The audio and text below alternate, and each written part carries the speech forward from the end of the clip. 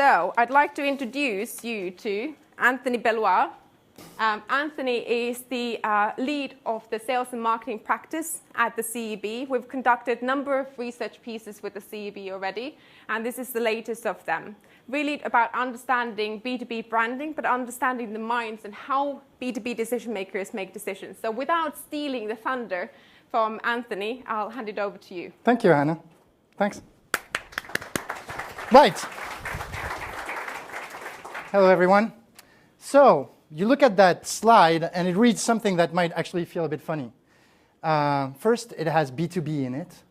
Second, it has emotions. And then it has brand. And no one has left the room yet. Must be a bunch of marketers. Yeah. So that's what I'm going to be talking about. Actually, what I'm going to share with you today is in the context of what Hannah was talking about, which is essentially this control that customers have over information, have over exposure to and access to information about B2B suppliers. What is the role of the B2B brand? What is the role of emotions? What is the role of those elements of marketing in the context of a world that is getting more and more commoditized in B2B, or at least that's what the sales team is saying. So I'm going to share with you some of the findings that we came across when we did some research with Google and a research company called Motista. And they're specialized in brand connections, measuring brand connections for B2C, and we asked them to do a bit of work for us on B2B. And so I'm going to share the findings with you on those areas. But before I do, let me start by, how many of you are actually familiar with CEB? Yeah, marketing team, yeah. Okay, right.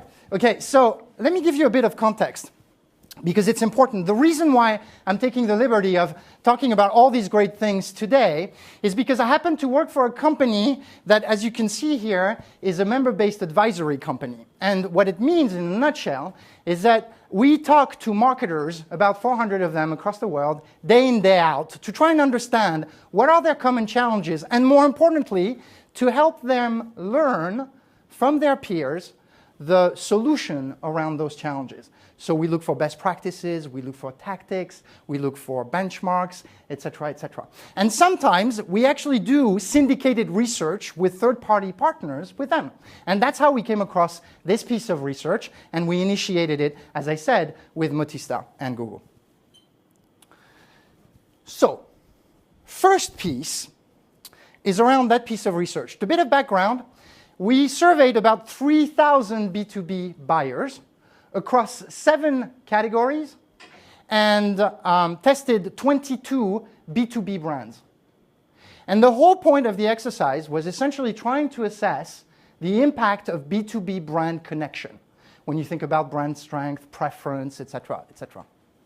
And what you can see here through the bar chart is that when you look at various stages of the purchasing cycle, B2B branding actually does matter quite a bit. When you compare those brands that had a top quartile connection versus the ones that had a bottom one, you can see that across areas ranging from consideration to purchase to willingness to pay a premium, the difference is quite big. So voila, bunch of marketers, B2B branding matters, we're done, right? Finance not going to like that one. But hey, we like it, so hey. But I guess the thing is, it's one thing to say this, and to, I guess, a bunch of marketers, I'm kind of preaching to the choir. But the real question for us here was, okay, so if brand connection does matter, and if customers and B2B buyers are more and more empowered, then what does it mean to get to that level of connection nowadays? Has anything changed? And so we started by, as we do, going to our clients and saying, hey, can you tell me how has your B2B branding evolved over the past few years? And one of the companies we work with is Schneider Electric. And they described this to us. Not so long ago, on the left-hand side, 2009, their branding, their reputation effort was all about them. It was about how innovative that company was, and is, actually. Strong tradition of innovation. And all their branding, all their reputation building was all about how innovative they were. Then, a few years later, good for them, they actually decided to shift the attention away from them and actually focus on the customer, which is always a good thing. and started developing messaging that was much, much more focused on what is the business value that partnering with Schneider actually creates. What is in it for the customer to partner with Schneider? And as you can see here, a much bigger focus on efficiency, ROI, all those good things. And these are fantastic evolutions, right? Most of our B2B clients have gone along that path. And for a good reason, because if you look on the far right, that bar chart actually shows that nowadays, it's not all just good to be the most innovative or the greenest or anything like that. It's actually, there needs to be an ROI.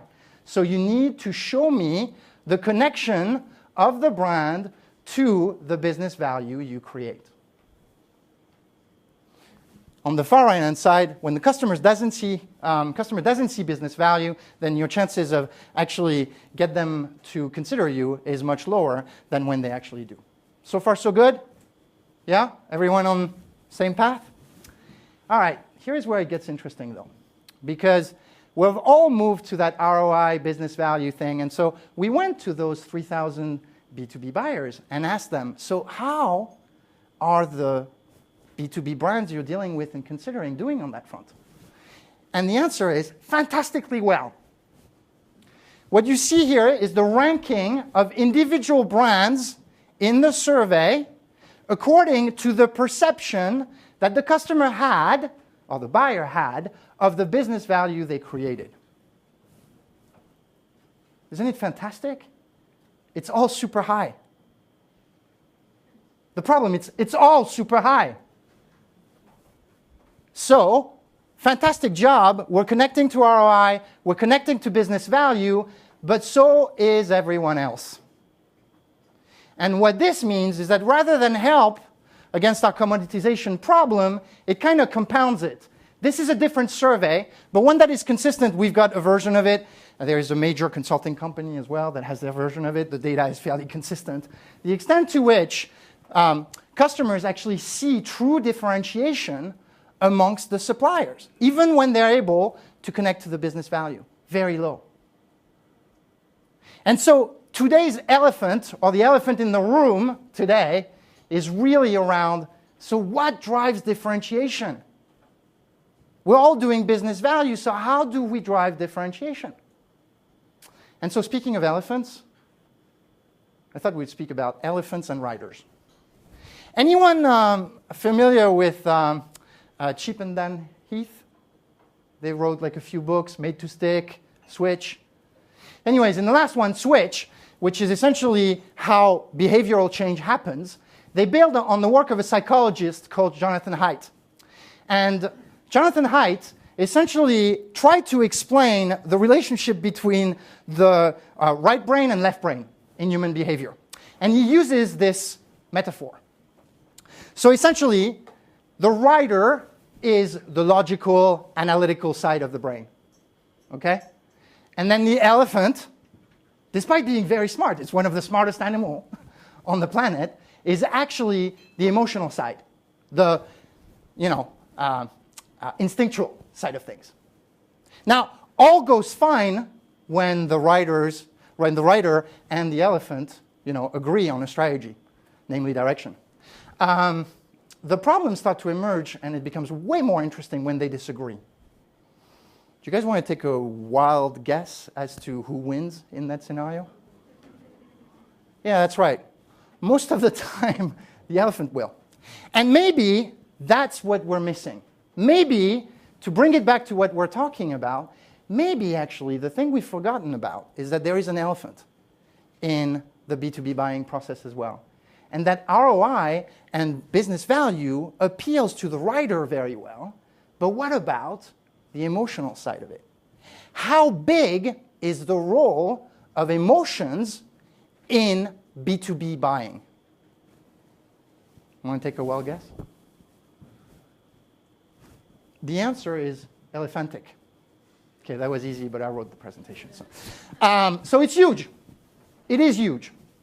Actually, when you compare, again, our 3,000 B2B buyers and how they rank on a list of outcomes around familiarity, consideration, preference, purchase, repeat purchase, premium, all that good stuff, clusters around business value and personal value, which you could equate to emotional side of things, it is much higher than business value.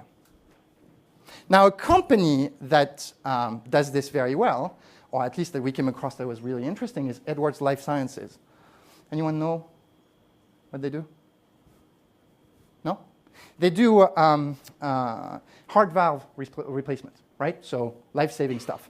And when they decided to design their communication, they went, okay, so in the hospital and all those places, we're dealing with procurement, and surely, yes, we've got a technology that is efficient, and we can play with the logistics to make it even sweeter for you and make the deal even more appealing. But there is an emotional component to it as well. And when they started digging into what are the emotional states a surgeon goes through, it turns out that the most emotional moment, you would have guessed, is the time right before they get into the operating room and actually have someone's life in their hands. And it's at that moment, that emotional moment, that Edwards Life Sciences asks a very, very simple question, which is, who would you rather have on your side? You know, the cheap commodity thing or the premium stuff? Now, you're all probably wondering, that's a great example, you know, great, and all that stuff. But I'm in the software business, so what happens then? Yeah. Well, actually, and so here's a very interesting one. I mentioned to you Motista, the company that I mentioned, does brand connections for B2C. And so we asked them, essentially, to tell us, you know, how do you compare brand connections, or the degree of brand connections, for your B2C clients versus the B2B sample we just tested?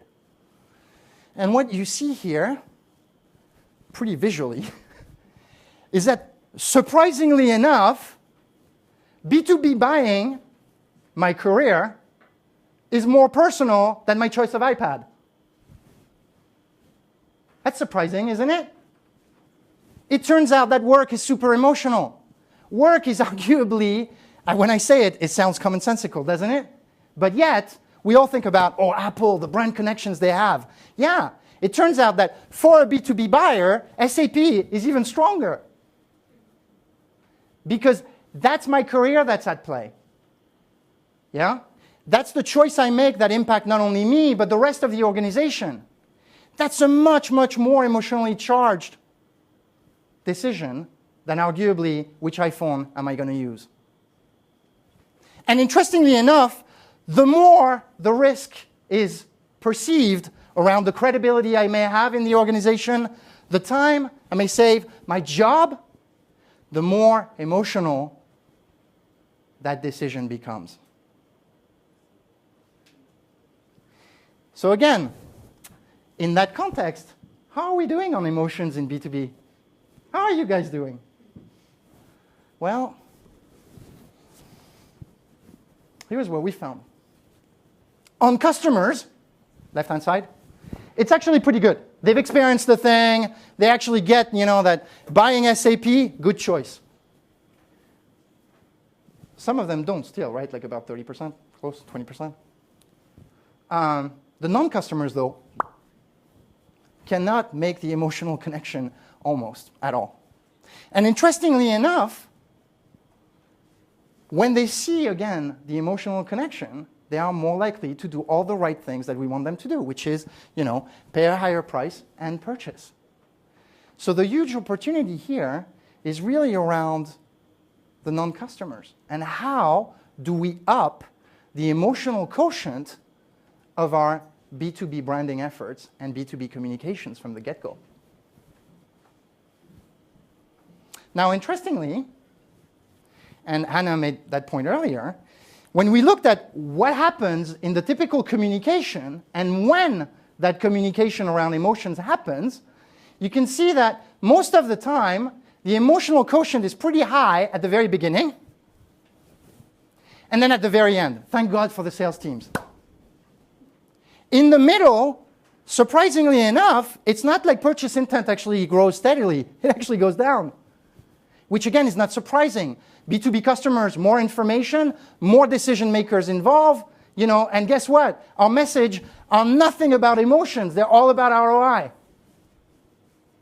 Now, if you cut that data and actually look at the channels that people use, what you see is that the more emotional channels actually have a greater impact. So again, some of the YouTube examples that Anna brought to the fore earlier are interesting ways of making that emotional piece come to life throughout the purchasing process. Now let me recap. So far, good news, bad news. First one is, hopefully, I've convinced you that emotions are important in B2B and personal value is important. And in that context, I think there is one lesson, at least today, around how do we raise the emotional quotient of our B2B branding. The second piece, though, which was a bit of bad news, is that we've all moved to business value, but yet it's not differentiating. So how do you differentiate around business value, and how do you win both the elephant and the rider? Let's look at the rider first. So 2 years ago, we went to a smaller sample size, about 545 B2B buyers and users and stuff like that. And we essentially asked them a bunch of questions around their latest big B2B purchase.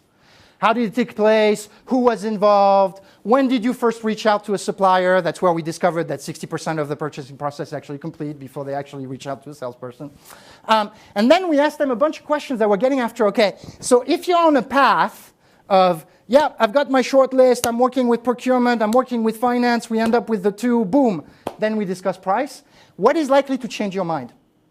And so we ran a bunch of analysis on the data that we got.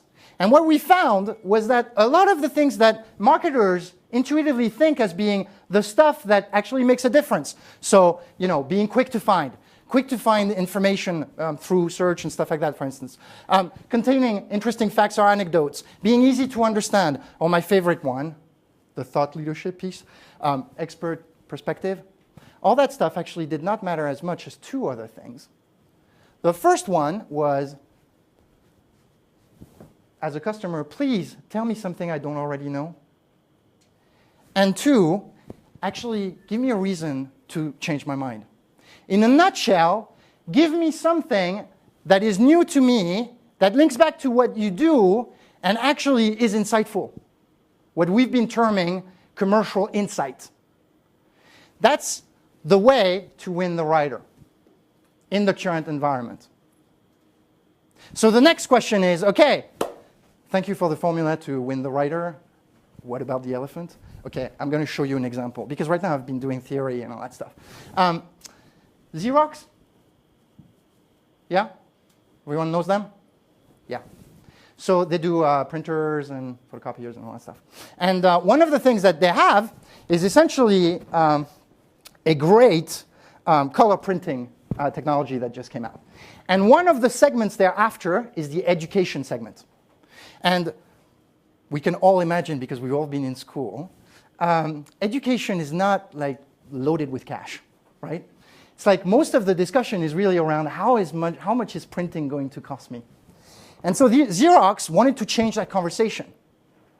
And so the thing that they realized is they went to kids and figured that kids who use tablets right now, their phone and all that stuff, chances are black and white printing kind of gonna fall short, yeah? In terms of engaging them, making them effective and stuff like that. So the first thing is essentially this idea of, hey, the kids, they need something that's vibrant to actually learn and be engaged. And we, at Xerox, actually have this product that is amazing in creating vibrant colors. Maybe the conversation should be less about cost and should actually start with the success of the kids. And what happens when the kids are successful? Well, what happens is what you see on the right, which is essentially the elephant, right? The teachers are really happy. They're engaged because their kids, or the kids in their class, are actually successful and engaged. And so, all of a sudden, what Xerox has been able to do is move a conversation that started with, how much is it going to cost, to something that is much bigger and is about students' success and teachers' engagement. And I won't show you the video, but if you go on YouTube, the whole Euphoria thing is really interesting. You have like real footage of teachers who are so excited about the fact that their kids are really learning and really being engaged in the content that they're providing. And that's a fantastic example of just getting to, we're going to change the nature of the conversation because we don't like the cost one. We're going to look at what we do uniquely in the context in which our customers operate. And at the same time, we're going to push that emotional side of things too and get people engaged on that front. How do you replicate something like Xerox? Well, as I said at the beginning, we spend our lives asking people, hey, how do you do this? Hey, how do you do that? And so at the end of the day, we looked at what are the key components if you wanted to replicate this idea of commercial insight that wins the rider and the elephant. And we found at least 4 buckets of activities. The first one was, how much time are we actually spending understanding the personal needs of our customers? And so we came across John Deere that has done a fantastic job of using ethnography to understand the various motivations of farmers in the various areas in which they operate. But again, trying to get under their skin and understand what's the personal motivation. You know, there are farmers who are in it for feeding the world. There are others that are just like, it's a business and I'm going to run it super efficiently and all that stuff, right? But it's about understanding that personal motivation. Second piece of it is even when you understand the personal motivation, you have to speak their language. And so we came across Cisco that has done some interesting social listening in a slightly different way. I'll show you in a minute what they do. But again, trying to get to a personal message that is around the customer's natural language. Speak their language, not the one we assume a CIO or a finance director might actually use, but the ones that they actually use. And this social media provides a lot of data that you can build on to really understand the stakeholder language. Grainger, another company that, again, if you go on YouTube, you can find a lot of things around how they engage the plant managers in order to get them to realize that, staying the course they have without using Grainger is a bad idea. Really, very personal motivators around how do you change that behavior? And how do you realize that the pain of same is actually much higher than pain of change, which is always scary. And then finally, which is an example that I started sharing with you around the Xerox and the entire Challenger marketing, and I'll show you a bit of an example of that. Yeah? All right. So let me first go to Cisco. So as I said, how many of you do social media listening? Yeah, most of you. Yeah. And so it's fantastic. And we listen for customer complaints, perceptions that our customers may have, and all that good stuff. Cisco uses it in a slightly different way.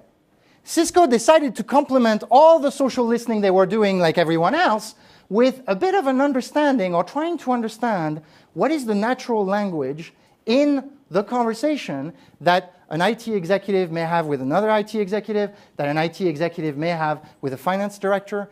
And so they spend a lot of time listening in the natural environment about what are the key words that people are using. So in this case, simple examples around devices and connectivity. The next step, they take that information and essentially look at creating experimental messages that use that language. And their whole effort here, for full disclosure, is they're trying to find the overlapping discussion amongst stakeholders inside a client organization. So rather than spend their time trying to customize the message to as many stakeholders as possible inside the business, they actually want to foster same language and discussion inside the customer organization. So they do that, develop those experimental messages, and essentially get them out, and then look at how much buzz they're creating, how much comments are they getting, mentions, how often is that information shared. And then on the back of that, essentially, based on the result, craft their full message that will then inform all the rest of their messaging. So again, simple thing. For most of you who raise their hands around social media listening, there is a huge opportunity to just learn about the way the customers actually talk in their environment. Not the one we would want them to, not the language we want them to use, but rather the language that they actually use, and a quick way of getting feedback very quickly as to whether that works or not. Xerox is another example, and I started talking about it, and for those of you who've been following CEB, we've done quite a bit of work in the area of what we call commercial insight, based on the work that Xerox has done and others have done in trying to differentiate and come up with that commercial insight. And the story here is really, really fascinating, because they haven't changed anything about the product. This is marketing, right? Taking the product and finding the right positioning. But not the positioning that everyone expects. Not the positioning of, let's talk costs around the printing for education in that context, that segment. So they started with trying to understand more broadly what were the customers' concerns. So funding obviously was one education sector, but also poor student engagement and some student success obviously is an important one. Then they looked at what were their key differentiators, what set them apart around the vibrant colors they were providing or their technology was providing, and also the lower cost ink. And then essentially merged the two to get to a point where they are talking about a problem that the customer, potential customer, may be underappreciating. So if you recall a few bar charts ago, I showed you the tell me something new, teach me something. That's what Xerox is shooting for. So the Xerox sales rep and all the communications that goes around it doesn't start with, ooh, funding is tough. We're going to have to find a nice way of fitting into your RFP, which is mostly focused around cost. But actually, let's start the conversation around student success. Let's start the conversation around teachers' engagement. That's a fundamentally different place starting the conversation. And again, nothing has changed about the product. What has changed is the positioning and the focus on that commercial insight. And then on the execution front, as we saw earlier, a great way of making it personal. Yeah? All right. So let me wrap up. I went fast through a lot of information, but there weren't too many points. So let me recap them for you. The first one is we're doing a fantastic job on business value, at least at par with the others. Problem is that it's table stakes now. Drives consideration, but unfortunately doesn't get us the differentiation we want. It actually is compounding the non-differentiation problem we have. Boosting preference and willingness to pay, you have to include some form of personal value. Because despite the fact that we might not think about it, B2B buying is actually very personal for most people. And personal value dimensions must be embedded into the commercial insights that you're bringing to the market. In order to do that, there is a few things that you can do starting tomorrow, maybe. First off, really trying to understand the personal motivations of the segment you're after. Second piece of it, trying to really understand the natural language of the customer. And in fact, most of you are doing social media listening already, so it's about listening, really. Trying to get the customer to also realize that pain of same is much higher than pain of change. Getting them to, at a personal level, realize that there is an advantage to shifting. And if you want to check out Grainger, that's a great example. And then finally, develop that commercial insight with a personal dimension. Yeah? So if you're interested, you can get more information about all this here. And I think most of the research was actually shared as part of the prep pack that you got in your invitation. So I think you've got the deck already and all that good stuff. But with that, I think John is next. Is that right? Thank you. Don't go anywhere yet. Don't go anywhere. So we still have some time for questions. Yep. So if you have got questions for Anthony, now's your time to ask them. There's some really, really impactful research there, something that you wouldn't necessarily have thought of first of all. You know, that's something right. going against the grain. Yeah. B2B marketing is emotional. Yeah. I'm But it sure makes that, sense when I say it, no? Yeah, it completely does. makes sense. It completely makes sense. It makes sense to me. I've seen it a couple of times, Right. but the first time I was like, really? Yeah. Okay. So I'm sure that there are questions that have come, and we've got one here from Joel from B2B Marketing. Hi, Anthony. Hi, Anna. Great presentation, Anthony. Really fantastic. And I'm sure that anyone who's, as a marketer, will be delighted to see kind of the way that you've expressed how important brand is in any conversation.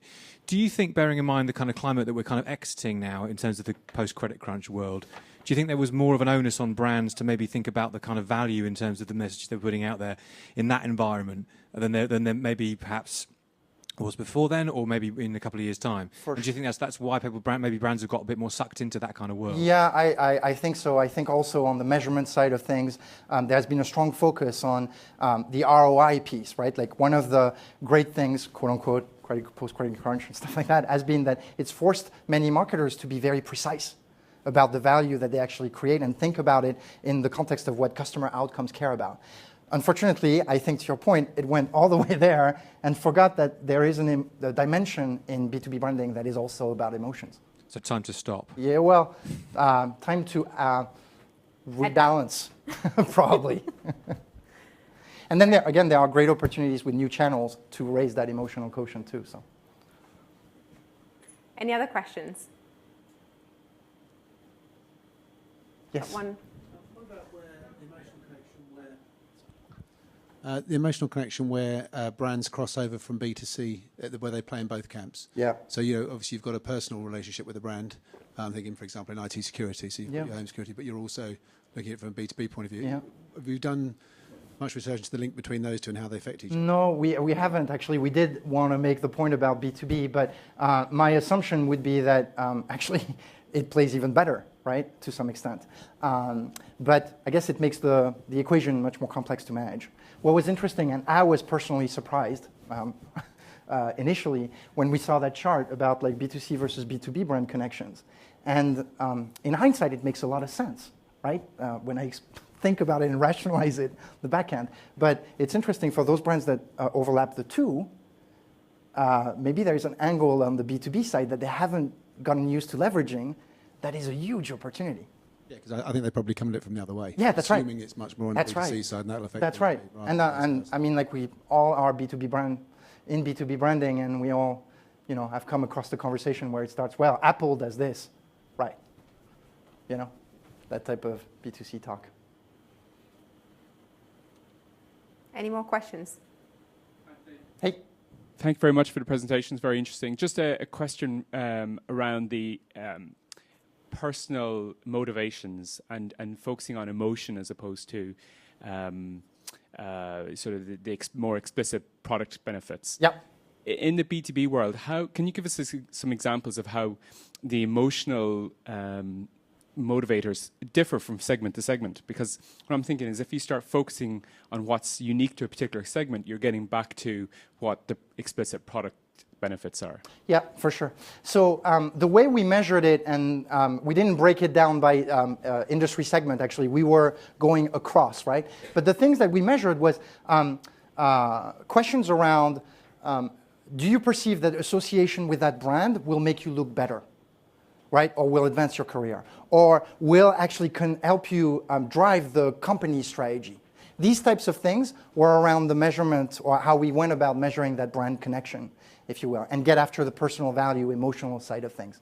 And we didn't break it by segment because, again, we were trying to get after the overall thing. But the nature of the testing was very much not about the features, but really about what is it about that brand? What is it about FedEx? What is it about SAP when you choose it that makes you confident that you're doing the right thing for your organization, you're doing the right thing for yourself?